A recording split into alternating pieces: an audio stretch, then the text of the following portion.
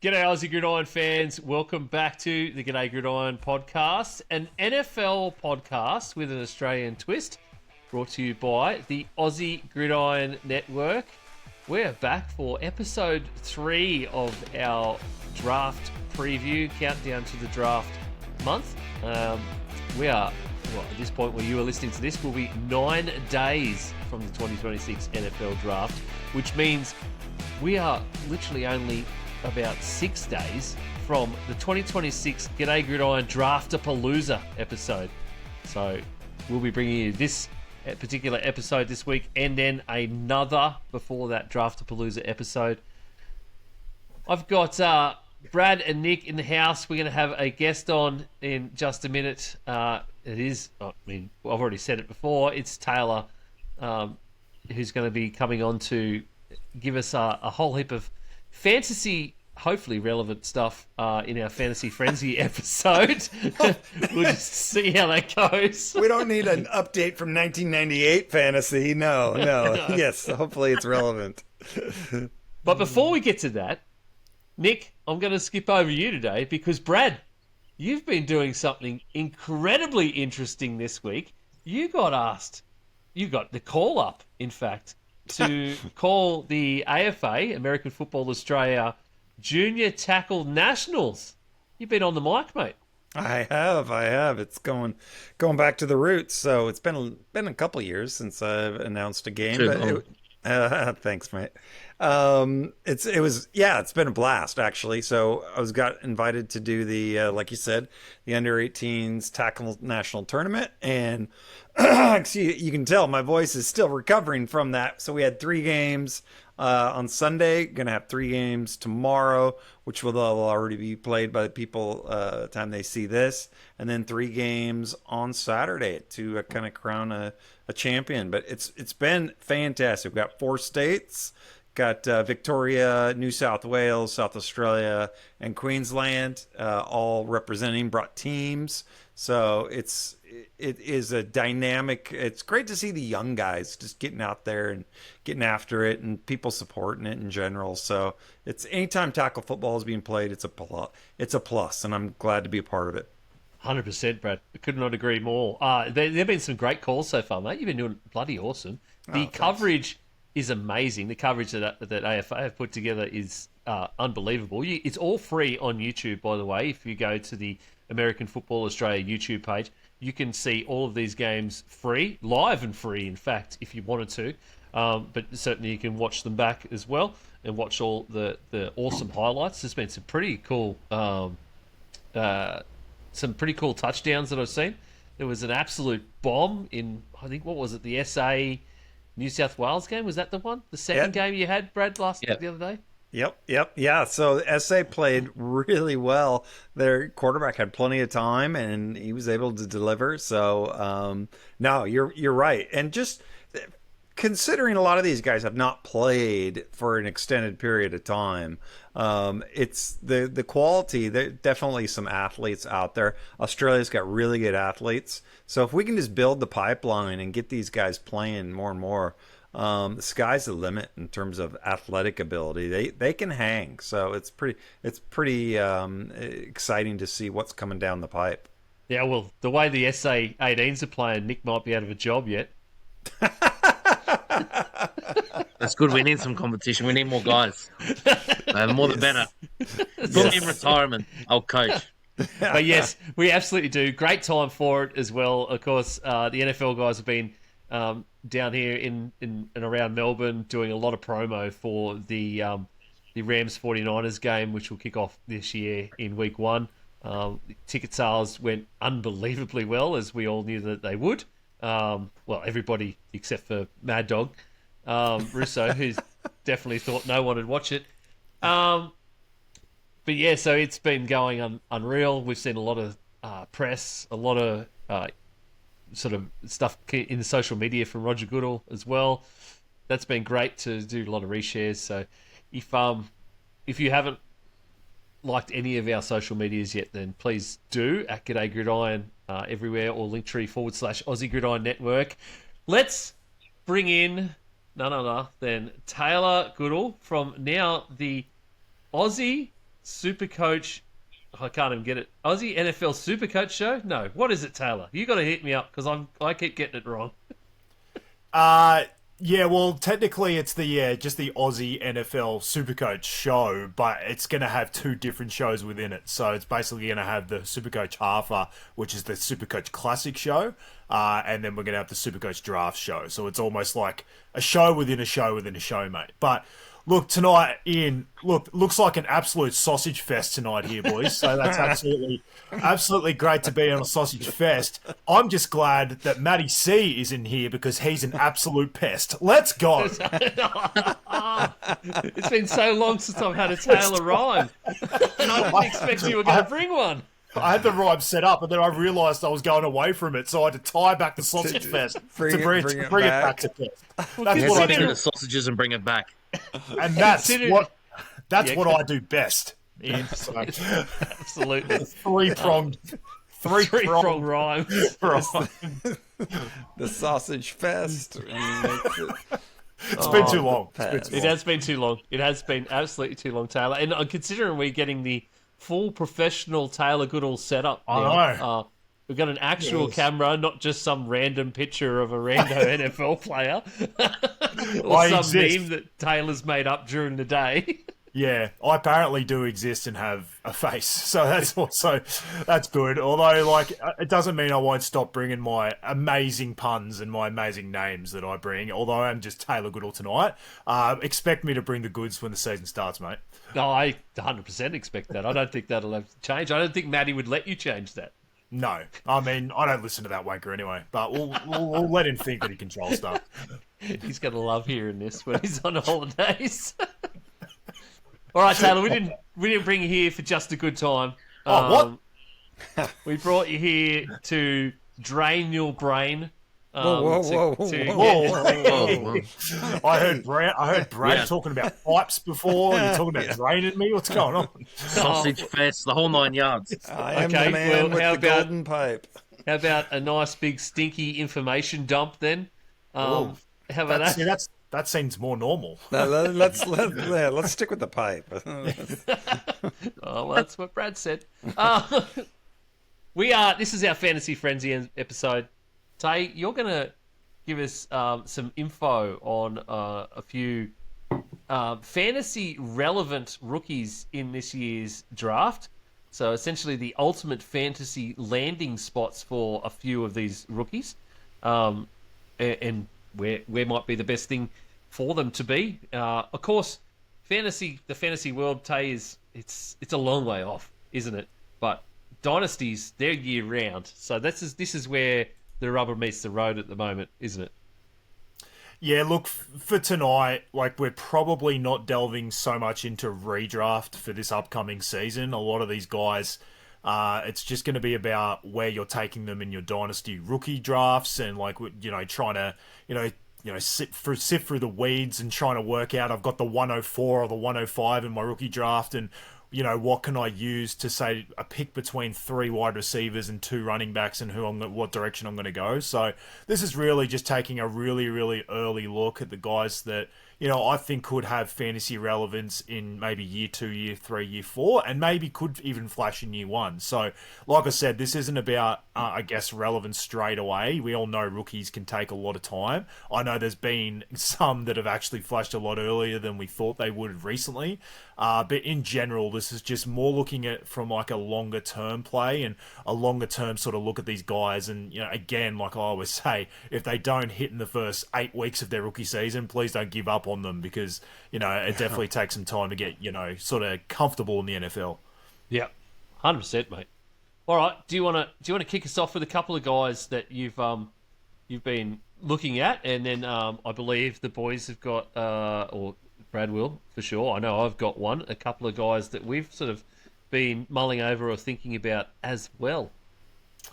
I'd sort of tiered it in positions, but what I thought I'd do, I might just kick it off. The first two are probably boring in a way. The first one is because we can't even really sift into great fantasy landing spots because we know exactly where it's going. So it's kind of I've been kind of looking at these perfect landing spots in the perfect world.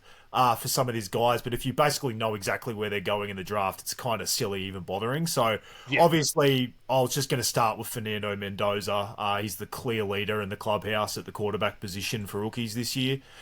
He's going to be the bona fide, number one pick of the bullet. I know there's some people all of a sudden, just because they want to have hype and want to have some social content, trying to talk up some other guys. But in the end, we know it's going to be Fernando Mendoza going number one to the Raiders.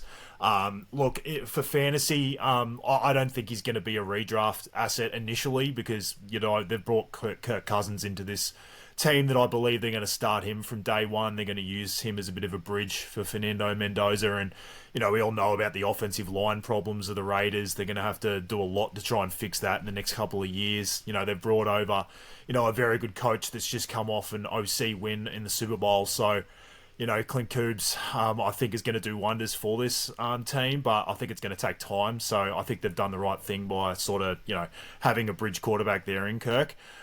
He had 467 yards on the ground in all 3 seasons combined in college. So I think he's going to be more of your typical pocket passer in fantasy.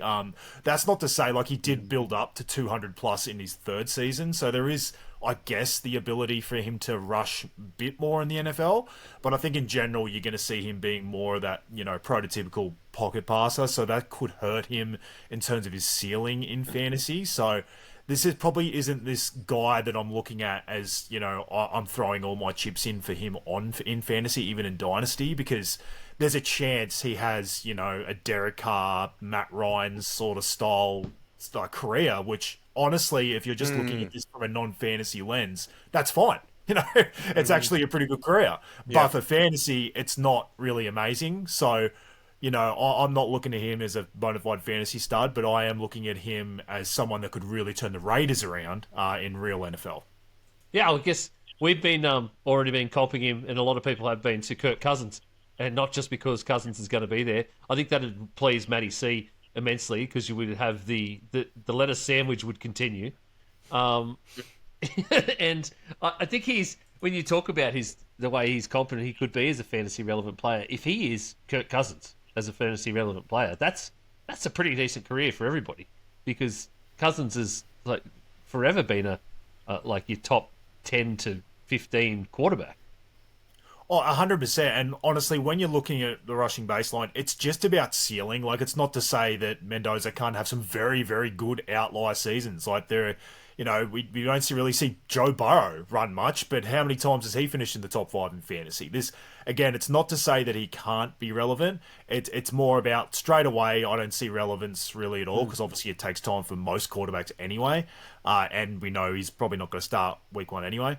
And even when he is sort of in that year 3, year 4, I just think his ceiling isn't super high because he doesn't have that rushing baseline. But could he throw 35, 40 touchdowns in a season and 3,000 plus yards and still get himself in close to that top 5? Sure. I think that's in the range of outcomes. It's just what you find is that in fantasy, when you're purely a pocket passer, it's really, really hard to keep up those numbers year in, year out. Yeah. So you don't become, I guess, consistent. So you might have that top 5 year, 1 year, but then you could easily fall out of the top 10 just because, your running back stole, 15 attempts at the goal line off you. And you just have way more of an efficient year than you do just sort of throwing. You might have a year where your defense is awesome and you're not in shootouts and you're only winning games, but you're only having to score 17 or 20 points, and all of a sudden you're not a fantasy asset. So you just got to keep that in mind when you're looking at, fantasy assets even in the future. If they don't have a rushing baseline, then their ceiling isn't as high.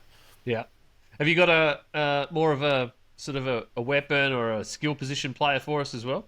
Yeah, look, I mean, this is one, as a Titans fan, I'm definitely keeping an eye on. I think he's actually favoured to go there. I'm still not 100% certain that that's the route they're going to go. But if you're looking at betting odds and things like that, he's actually the favourite to go to the Titans. And it's Jeremiah Love. I definitely got some love for this guy. He prototypically is amazing. The funny thing is, we'll get to comps later. I'll put one out there just so I can sort of reference what I'm sort of chatting about here. But, a lot of people are going to compare him to Jahmyr Gibbs, right? So the absolute, quick, great passing ability, pass catching ability.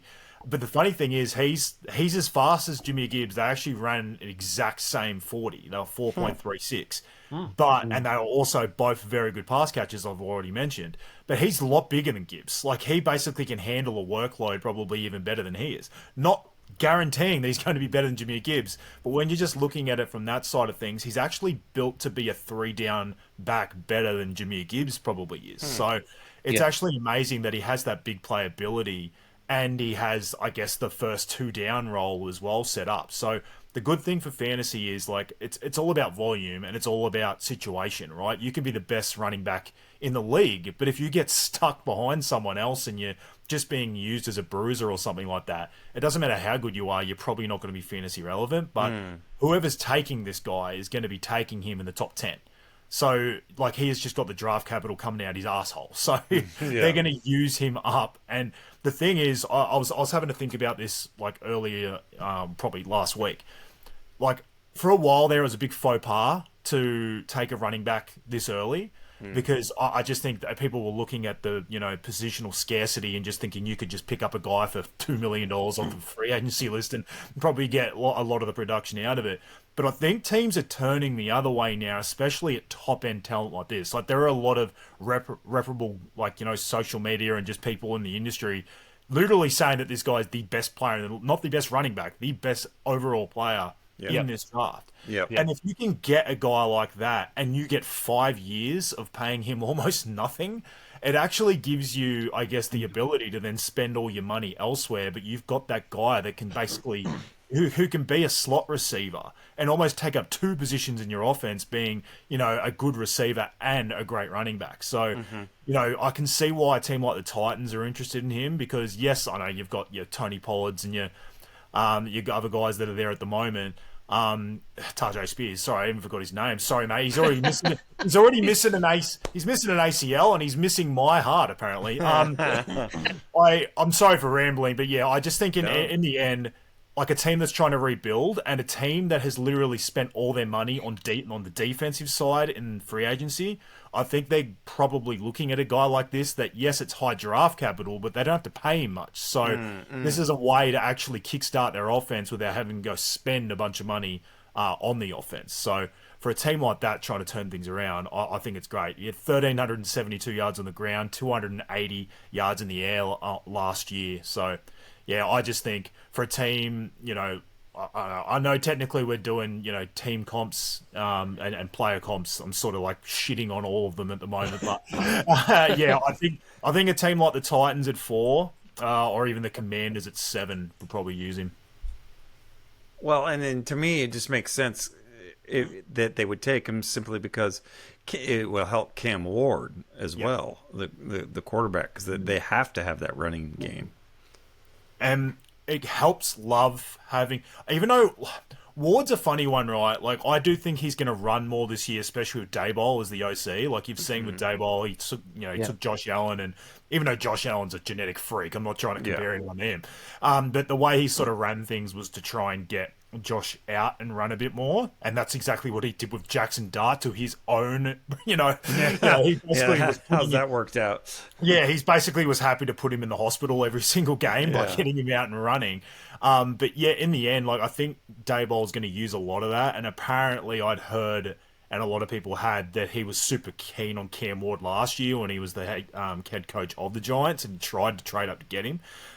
So I do think he looked at this opportunity with him, and I just think that's better for Love too, because if Ward's getting out and running, it just kind of opens up even more space in the middle there. And the Titans O-line, it won't get ranked super high probably again going into this year, but it's on the way up. Like, they've been spending a lot of draft capital on that O-line the last 3 or 4 years, and I think it's actually improved a lot over the last 3 or 4 years. It was basically the worst in the league for a while, and it's kind of growing into that sort of middle of the pack. And I just think if Cam Ward can be mobile and be the quarterback that I think he can be, I think that's actually going to help the O-line as well, because the defensive line's not going to know where to go. All right, I know the boys have got a couple of, or at least a player each to talk about. Brad, do you want to throw one out first? Yeah, well, I love the quarterback and the running back and stuff, but everybody's heart is, I think, on this podcast is with a tight end. Just because. Sorry, did that come out all right? Oh my god, the loose end. It's too many jokes. Yeah, exactly. So, but the tight end position in fantasy, I feel like it's all about opportunity. It's not so much about the talent. Because you look at what's his name in Atlanta, and he's got talent. Kyle Pitts. Kyle Pitts up the wazoo. But yet it's not fully eventuated. So my question to you, I guess, or just a comment rather, is what do you think about Kenyon Sadiq out of Oregon? Because a lot of people have him ranked as the number one tight end. But is he the type of guy that is going to be able to fit in wherever and be an impact wherever? Or do you feel like he's going to have to be that, okay, no, he needs the exact type of environment where they build the offense, kind of like a Colston Loveland, because you saw Ben Johnson come out and say that, Loveland reminded him of Laporta, and he just got, tons of catches. Do you see that same thing happening to Sadiq? Is he that good, or does he have to just be in the right fit to be successful? It's funny, and like you're kind of hitting the nail on the head. Like I feel like in the tight end position, it is very much more about the situation you're in more than your own talent. And honestly, a huge part of it's the scheme of the team. Like whether they are utilizing the tight end, it also matters like how many other pass catches you actually already have on the team. Because fantasy relevance, like it's pretty clear each year that your tight end, if they're going to have fantasy relevance or at least be consistent enough to bother putting in your team. Because, yes, any tight end can break off a random game of 2 touchdowns and, 50, 60 yards or whatever. But the problem is then they go to irrelevance straight away after that. Mm-hmm. We've found for a while, and I remember bringing this up with you, Ian, in the preseason last year about why I love Tyler Warren, was you really need to be like the first or second cab off the rank in terms of the receiving game to be relevant in fantasy. Like it's really hard to be like the fourth guy. And I didn't love Colston Loveland, in his rookie season. I love him, long term. It's because he had his DJ Moore coming in. It was Roma Dunze, it was Luther Burden, it was even Cole Kmet is still there, and it was a question about how they were going to get involved. And he did actually struggle for that first sort of 7 or 8 weeks before he got going at the end of the year.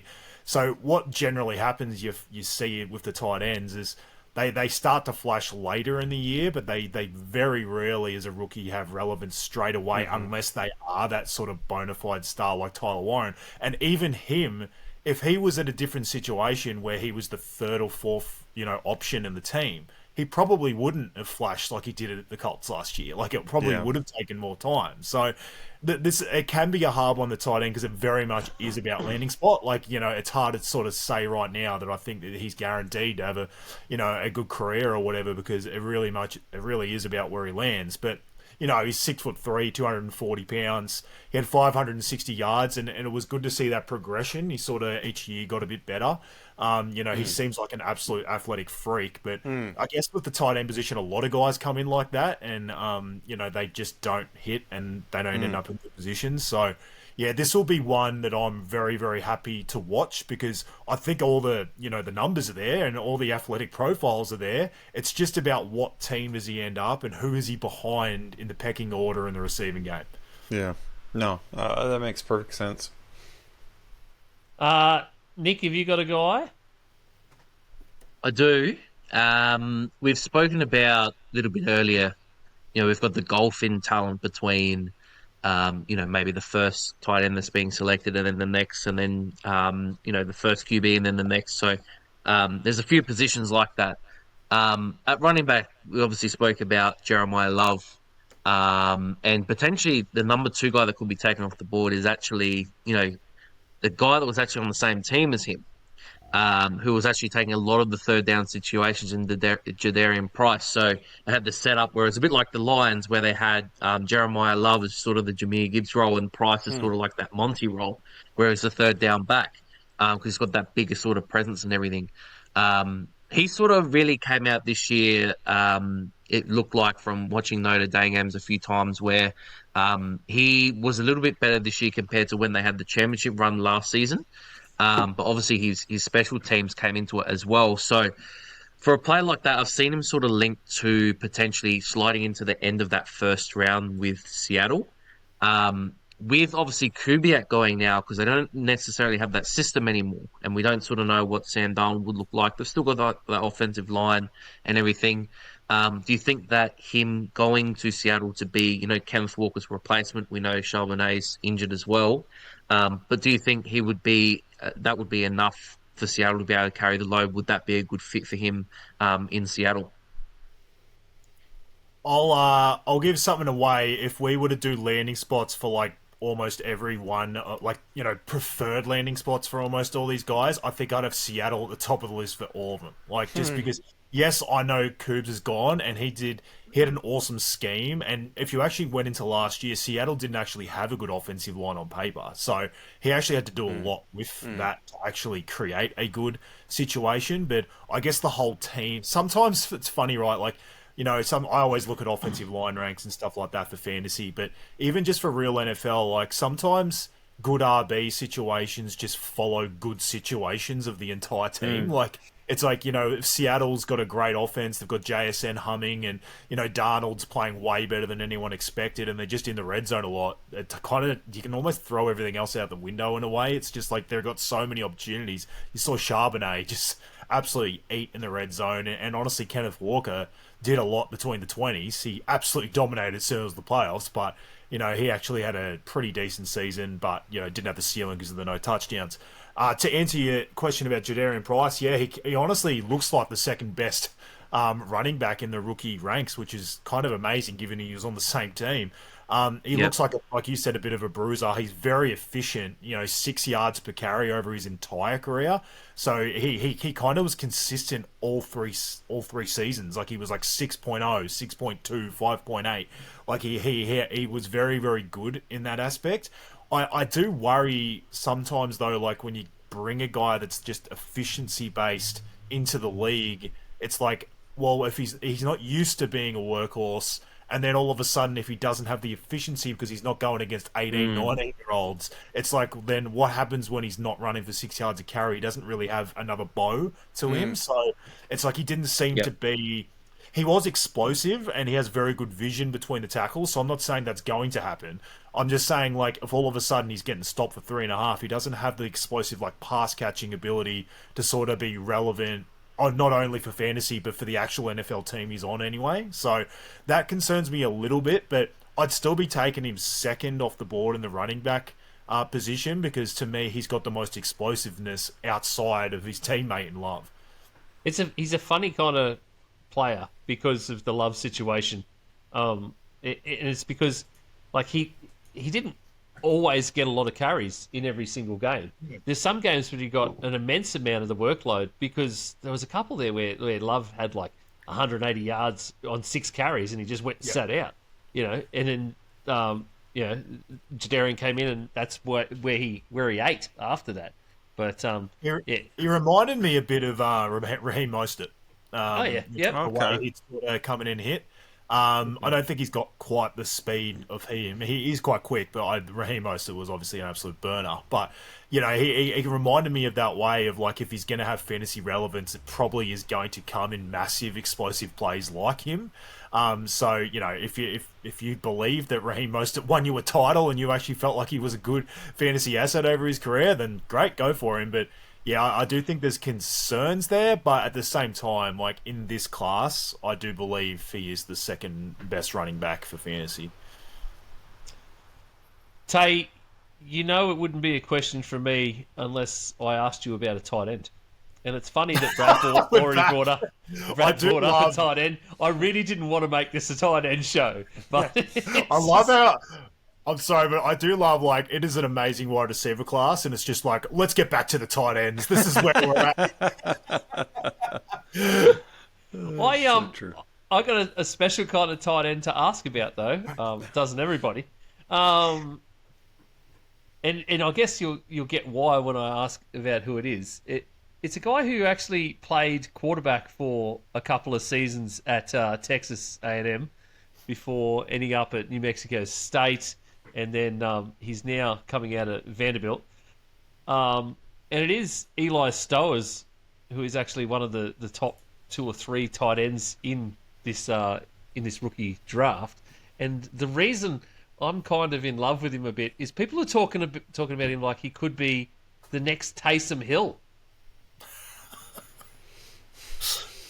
Is that what we all aspire to be in? Is it? Yeah, right.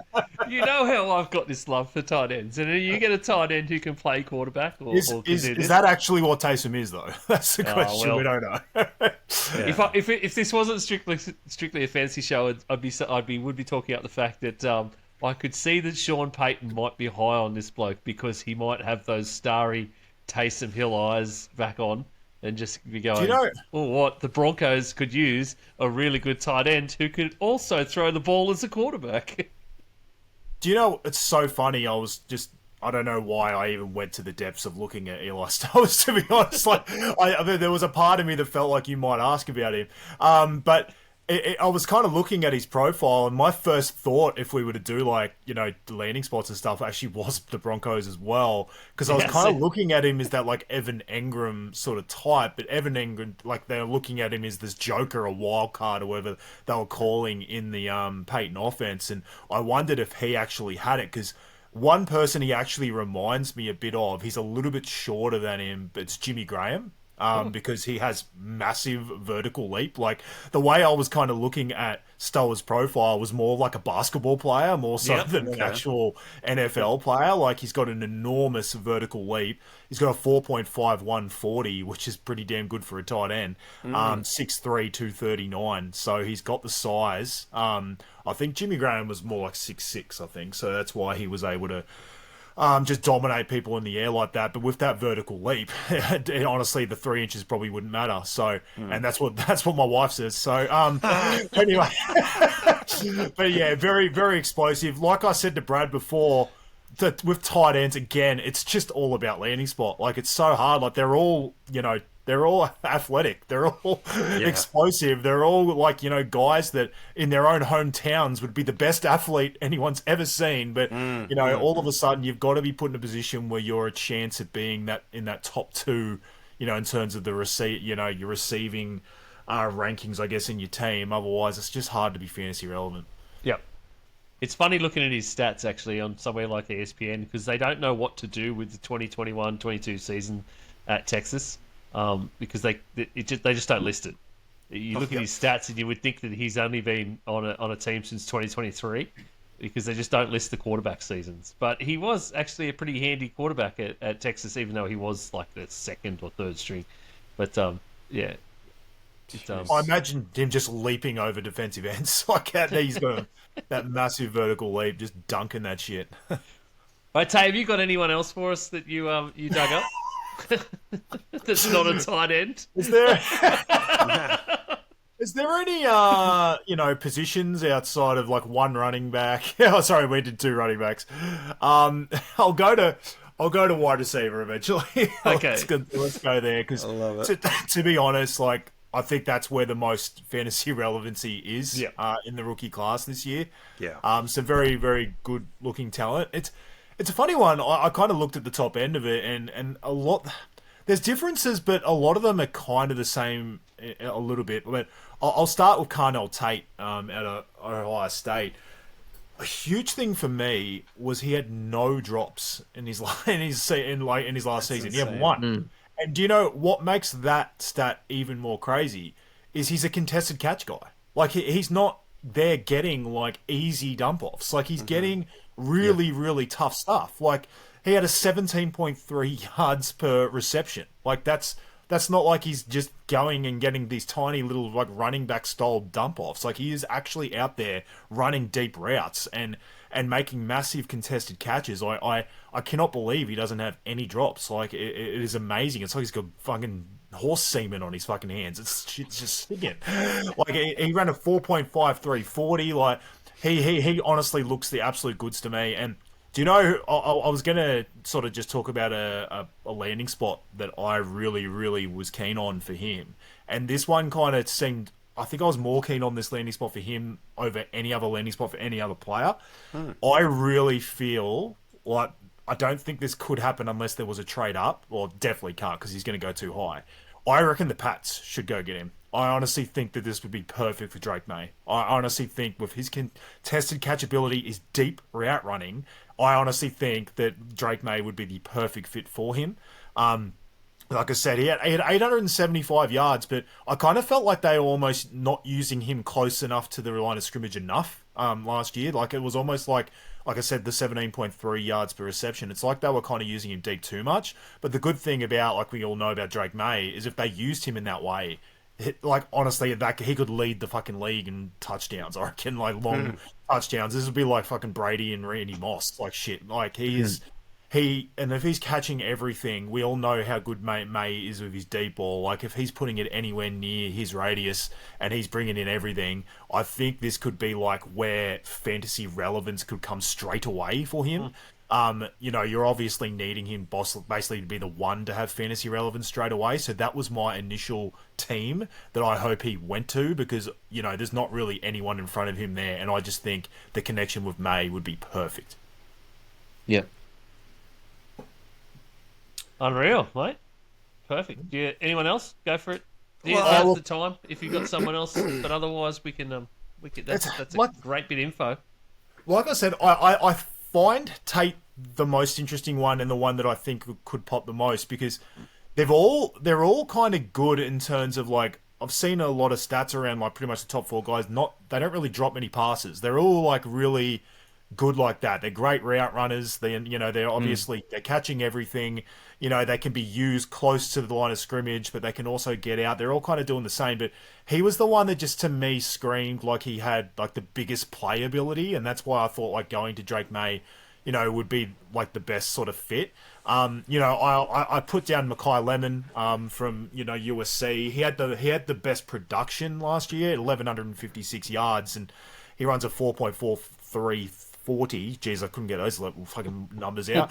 And he was 8th in the country in tackle breaks. So he can break off a big play too. He's probably more your yak guy. Like he's probably someone that I don't know if I'm so much going to see him running deep and catching it, but I could see him running like a 10 to 15 yard slant and just bursting through people like a Debo or just like someone like pretty much a quicker Debo, like just someone that's strong, that's not going to get tackled and is probably going to get 5 or 10 extra yards than he probably should have.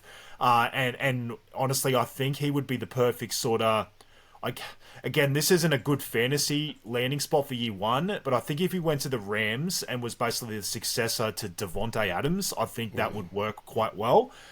The only problem with that is how much longer is Stafford playing, and then all of a sudden, if you're waiting out Devontae Adams for another year and then Stafford retires, is it actually that good? So again, that's one that I think gives him the most initial relevance if he goes to the Rams, but then the problem is obviously the future if they're having to go to the draft and find a quarterback and stuff like that. But that was basically the route I took with him. Is I think he's got some big playability, and like I said, he's fucking hard to tackle. Do you think, if I just ask you a quick question, is there even a quarterback, from a fantasy perspective, is there even a quarterback besides Mendoza that's worth drafting? And because it's not typically, there's way more than one quarterback, and quarterbacks get drafted at a premium, but it just seems like this is a pretty weak class, and we've talked about that on the show a little bit. But is any of those remaining quarterbacks even worth considering? Yeah, look, again, it's probably a dynasty play. Like, Okay, I mean, yeah. I've already mentioned that in redraft, I don't even think Mendoza himself will probably be relevant in year one. But for dynasty, yeah, there's definitely other guys that I'm definitely interested in. Ty Simpson. I think there's been, I just sort of mentioned it before, there's been ramblings that people are trying to say that they reckon he's better than Mendoza. I'm not really on board with that, but he definitely has some talent.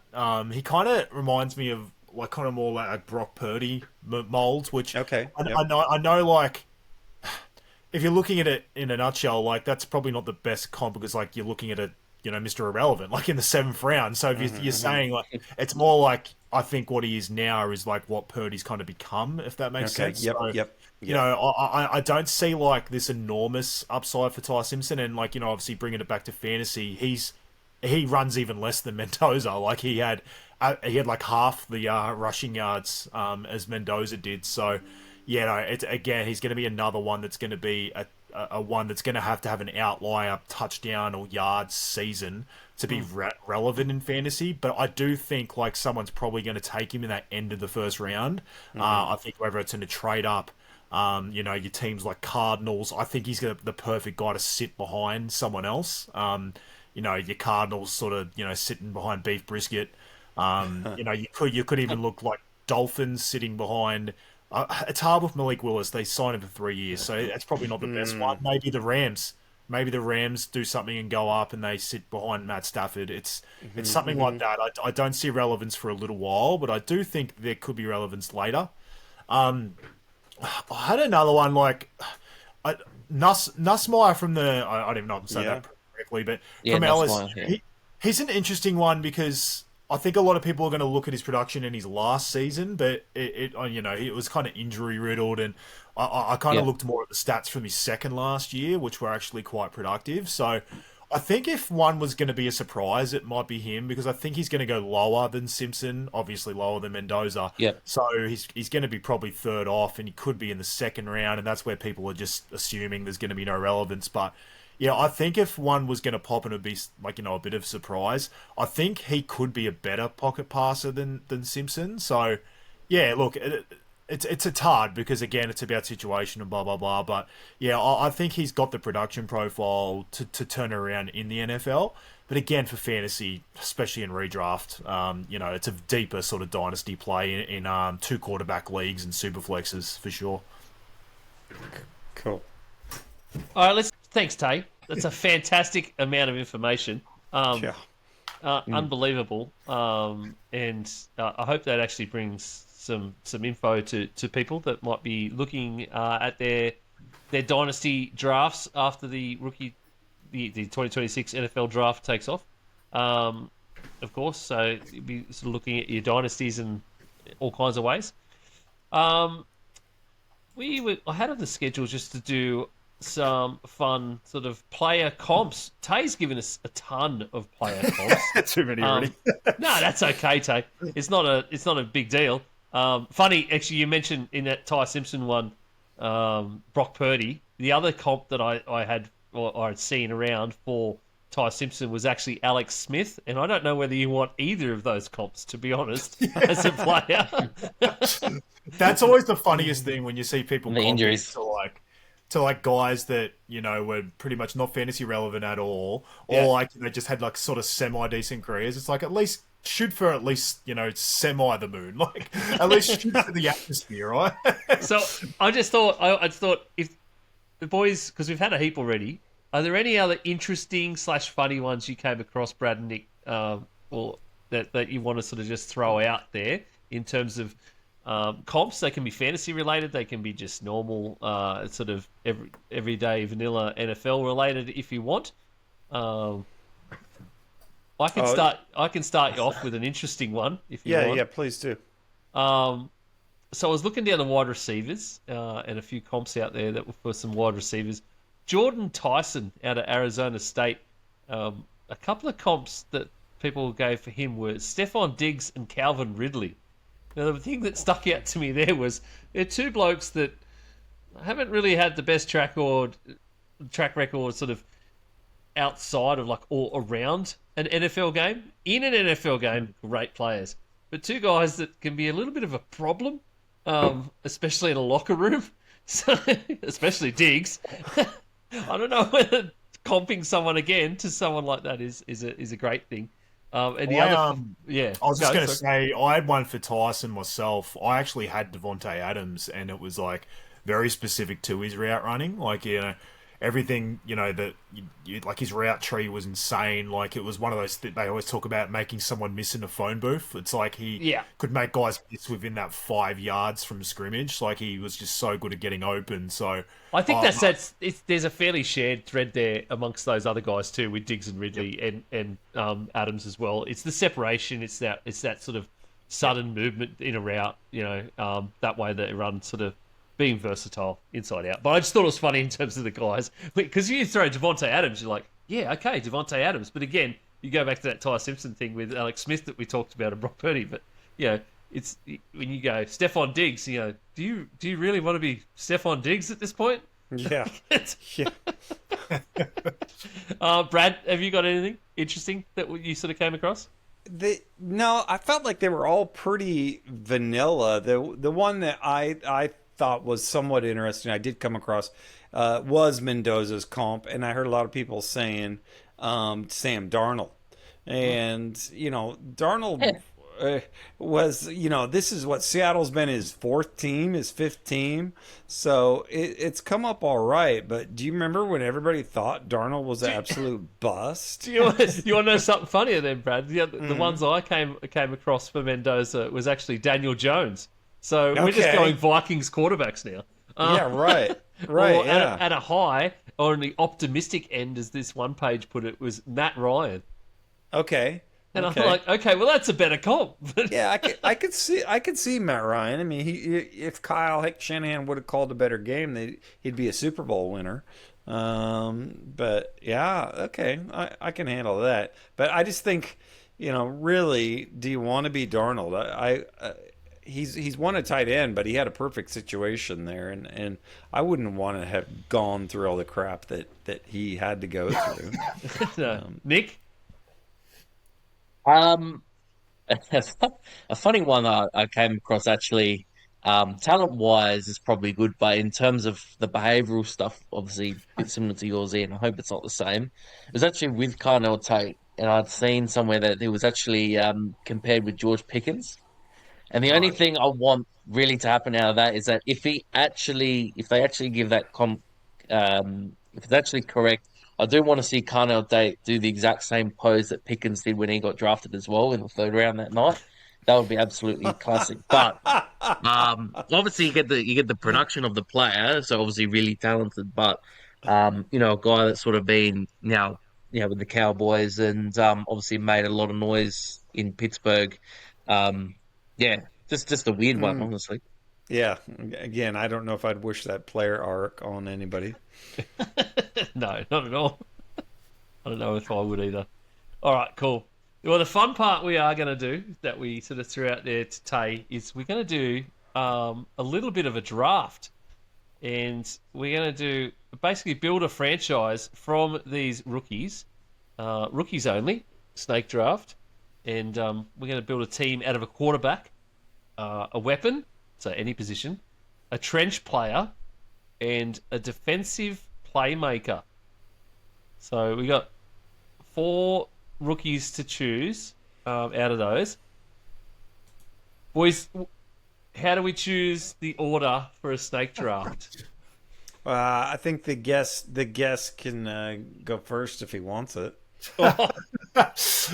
There's definitely there was definitely me thinking it was just basically we were picking anyone and forgetting we're doing rookies tonight. So there's definitely been some go off those players for me.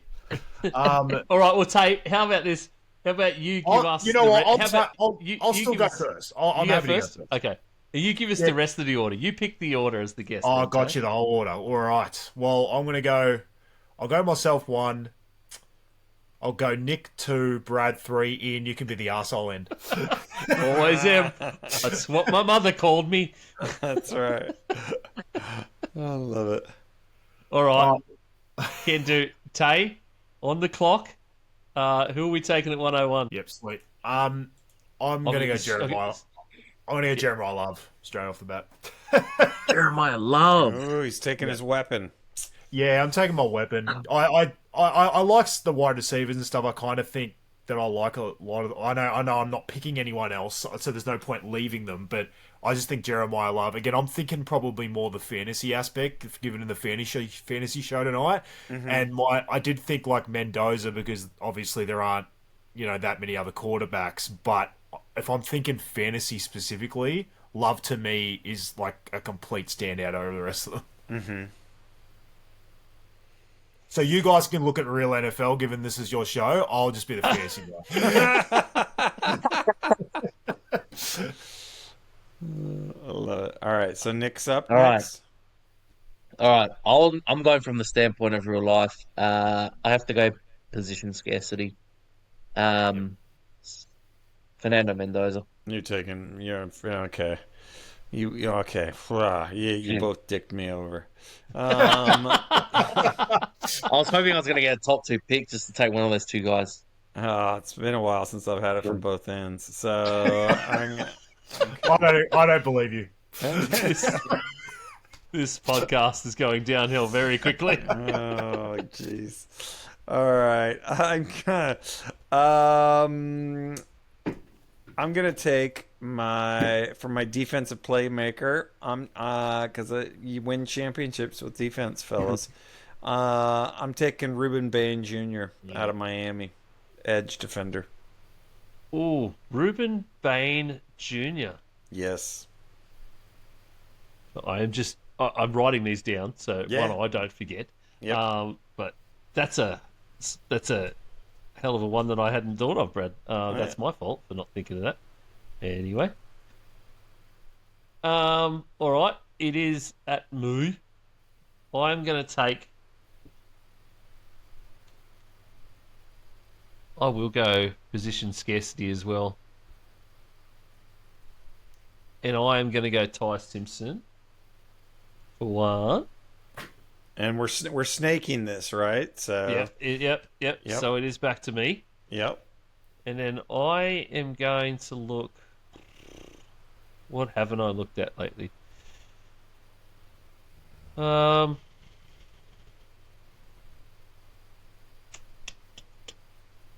Just trying to think where I go. I might just go weapon, I think. You're entirely overthinking this, Ian. I know, as much as I really want to pick a tight end. I know. We all know you've never had a weapon, Ian. I'm going to go with Carnell Tate as Nice. my weapon. Okay. All right. Yeah, he's no Jeremiah Love, but he's all right. The smack talk. I've missed All it. right. Well, I'm gonna stick with the I'm gonna go with the trenches. I love the linemen, so I'm going Caden Proctor, out of Alabama, offensive tackle. So he is the number 1 tackle. So I am taking Mr. Proctor.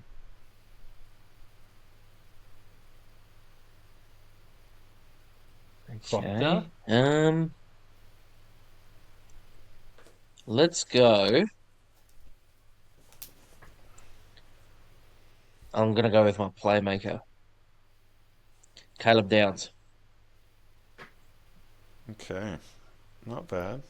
That wasn't great draft strategy, Nick, because I've already got my playmaker, don't I? So you didn't have to take it there. No, defensive playmaker. Ah, gotcha. Defensive play. Defensive playmaker. Yeah, that's why I'm the goober. All right. There's a couple of defensive guys I like. I feel like one of them I kind of just like more. Like I've been looking at him he got a lot of buzz at the combine, and even though like technically he's not rated higher than another guy, something about him I just like more. So I'm gonna take Sonny Styles. Oh, nice. I don't know. There's just something about him that I like better than a couple of the other guys. It's the shape of his lips. I know what you're saying. Sorry. I hear you loud and clear. Calm down. All right, I said hips. It's the shape of his hips. That's definitely what you said. Tay, you've got a Definitely what you quarterback said. or a Yep. trench player to go. Yeah, look, I really do feel like there was probably only three. There's another guy that's okay, but I'll take Nussmeier. I've already said that I think there's a chance he could have some more relevance even than Simpson. You're going to make me spell So, Nussmeier. yeah. Yeah, I just think there's a chance he could come out and be a very good pocket passer. I laugh too because, like, I always look at my rushing stats, for fantasy quarterbacks, and he is literally listed as minus 58 or something rushing yards for the season. Because obviously with college they take into account sacks and stuff like that affects the rushing yards. So he's literally minus on the season. So yeah, it's definitely not going to help. All right, Tay, your trench player. No, I just took two. Did you? Who'd you take then? You took I Nussmeier and sorry, who was the trench one? Sonny Styles. Sonny Styles on the D line. Have I missed one? It was Sonny Styles. Yeah. He took Loves, Styles, and Nussmeier. For some reason this is. Oh, yeah, did too. Sorry. All good. I just hadn't written one down. Nick, we're back to you. You've got a QB and a defensive player? So weapon and trench. Is that right? Yeah, correct. Yes. Right. Yes. Just making sure I've written these down properly. Give me... English is only my Eeny, first meeny, miny, language. moe. Just give me a chance, yeah. All right. I'm going to go with Francis Mayugawa. Oh. Okay. Best tackle in the draft. No, he's not. He's the second best. Yeah, Nick. Yeah. Oh, you did well. You did well actually saying his name, to be honest. Yeah. Yeah. Still butchered it, but... Better than I said it the other day. All right. I'm a duck. I got to take it. Kenyon Sadiq, tight end. He's my weapon. One of us had to take the tight end, Brad. Absolutely. Especially after the way this episode's gone. Yeah.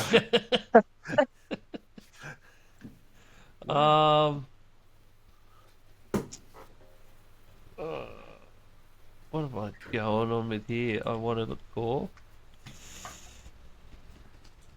I've only got two left to go, so I'm sort of coming around again anyway. I'm going to take Caden McDonald out of Ohio State, defensive tackle. Defenses win those championships, after all. All right, I'm going to go Avion Terrell, cornerback. So that's mine. Brad? Tay's dropped down on us. His laptop has died. So let's just keep going. And Tay's given me his last pick anyway. So Brad, All right. What do you got? Can do it. Quarterback? So I've already taken my weapon, my trench, my defensive playmaker. So I'm left with the quarterback and a sleeper. I'm gonna take, just because family roots. My whole family, we're all from North Dakota. So I'm taking the one, the only Cole Payton from North Dakota State.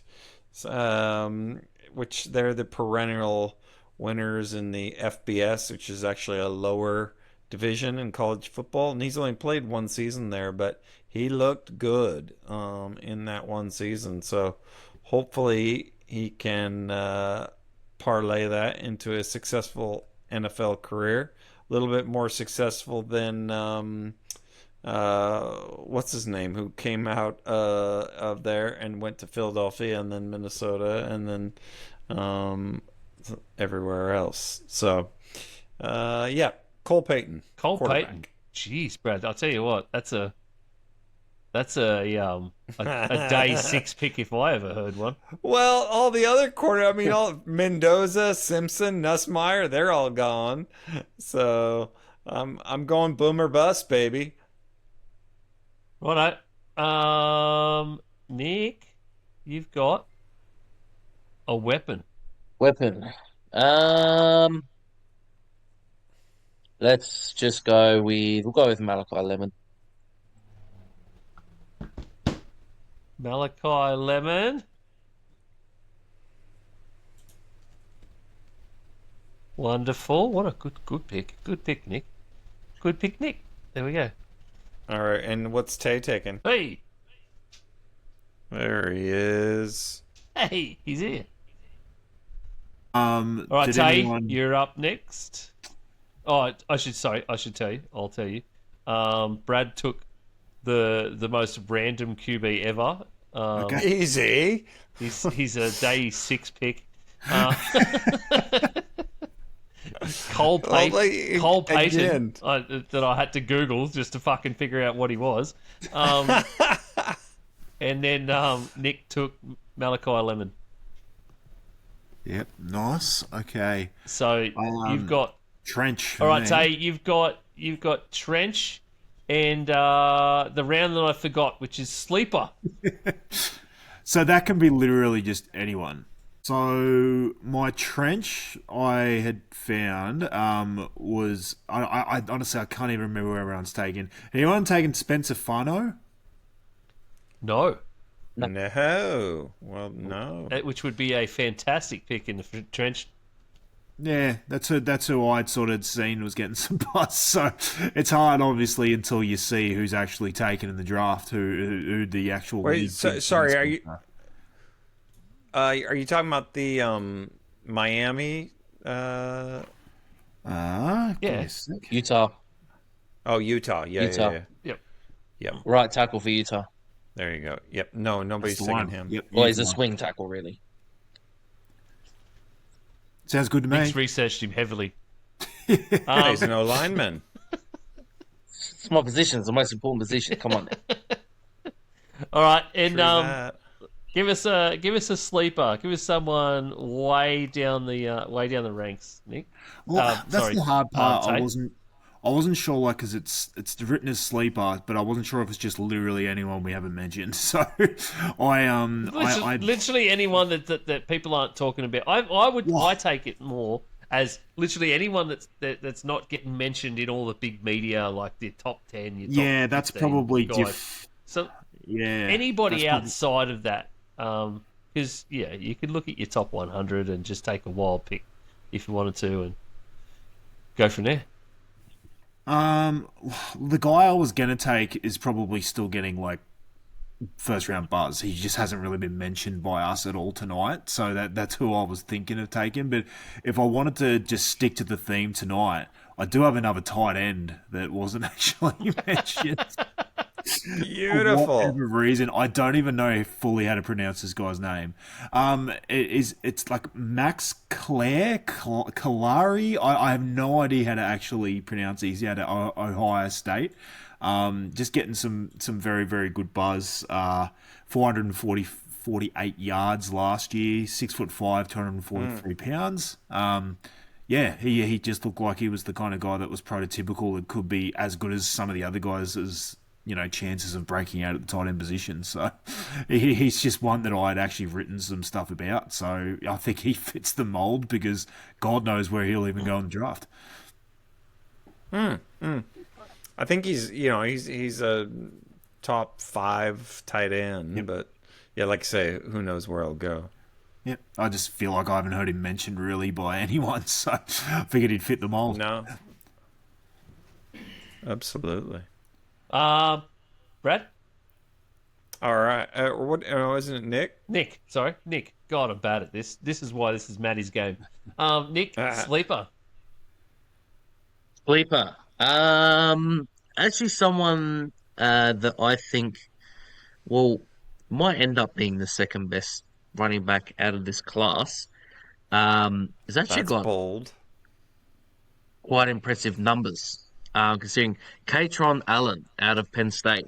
She had 15 touchdowns last season and 1,300 yards and averaging over 6 yards a carry. And he's projected to go in the 4th round. So a day 3, probably a day 3 pick unless someone needs a running back, but definitely a power back. Doesn't really have a lot of speed. But I don't know. He's getting in the end zone.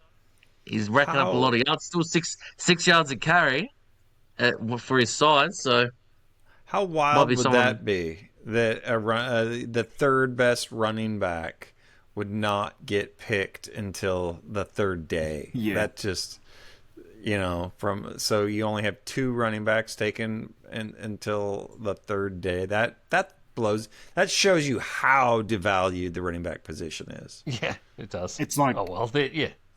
That is it's it's the value thing, isn't it? It's the value thing, but it's also why I think Love's actually getting shot further up. It's like the chasm Yeah. of like guys behind him. It's like, all right, well, we do actually want to take the opportunity of like having 5 years of paying a running back nothing, but having like top Yeah. end talent. But if we're not going to get top end talent, then we're just going to leave it. Like it's like there's nothing in Yeah. between. It's like we're not going to take mediocre. We're just going to, literally draft some like three guys in the fifth round or something and just piece together position and just pay someone $2 million in free agency to be our running back, or we're going to just go for Love in the fourth or fifth or seventh pick or whatever and utilize him for lower money than he probably should be getting. Yeah. It's going to be either the supermodel or just the good-looking girl from high school. So, yeah. I think you're Basically. giving some of these running backs too much credit by saying that.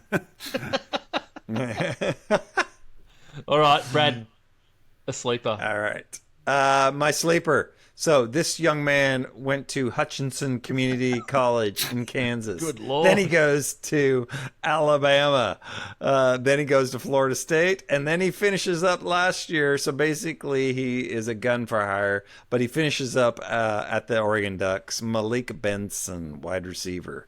So he did really good. He had led the team in receiving yardages and a little bit of a burner. So I like his, but he's not projected to go until like after 150s or something like that. And so You like I you like like the him now. cut of his jib. Yes, Likes the cut. exactly. This All right. young man. I went way down the some top 50 boards and had a look at some guys at the bottom end, and I actually went to round out my team with my sleeper, an edge rusher.